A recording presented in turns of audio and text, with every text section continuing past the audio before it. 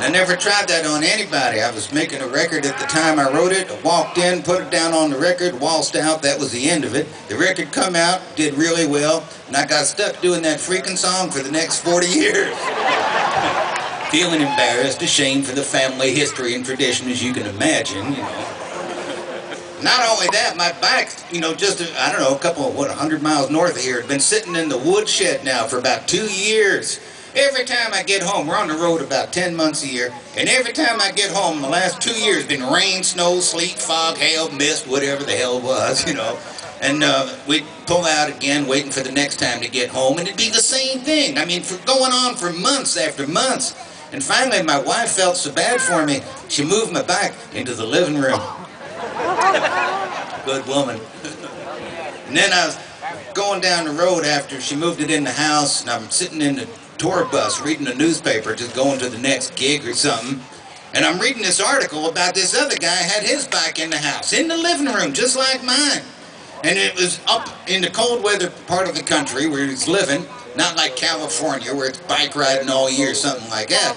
And he had the bike in the house, been working on it all winter, polishing the thing, tweaking, you know, whatever. And finally, he couldn't wait any longer, and he started it up right there in the house.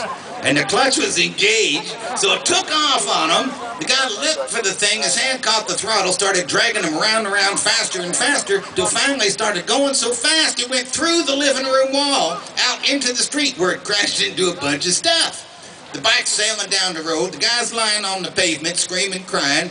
The wife calls the ambulance, paramedics come, take the guy down to the hospital. He's been there for hours. She's sitting at home thinking, well, might as well clean up or something. So she gets a shop vac or something out there in the living room, cleaning up all the gas and oil-soaked rags, whatever he was polishing, tweaking with all winter long. Took the whole thing, dumps it in the toilet in the bathroom, closed the door and forgot all about it. The man comes back later that night, his arms in casts out in front of him like this. He's walking in thinking, this would be a good time to go into the bathroom and light up a smoke or something. You could not make this up. Somehow the guy gets a match lit, there's a huge explosion in the bathroom. The fumes have been building up in there all day. I mean, put this in your mind. The man is now flying through the air with his arms out in front of him. His butt is on fire. He's flying so fast he goes through the bathroom door, down the hallway into the living room where he had started earlier that morning. He's screaming, yelling again. The wife calls the ambulance. Paramedics come. It's the same ones that was there earlier that day. They're laughing so hard that as they haul him off on the stretcher, they trip and drop him on the pavement where he breaks even more stuff. This song is for that guy.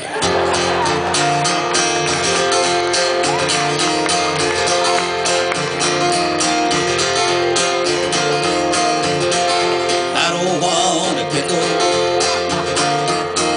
just want to ride on my motorcycle.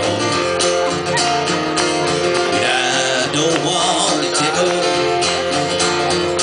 I want to ride on my motorcycle. And I don't want to die, just want to ride on my motorcycle.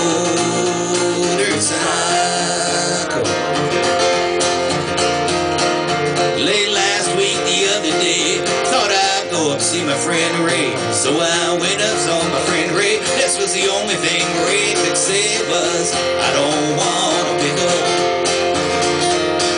just want to ride on my motorcycle. And I don't want a tickle, I want to ride on my motorcycle. And I don't want to die, just want to ride on my motorcycle.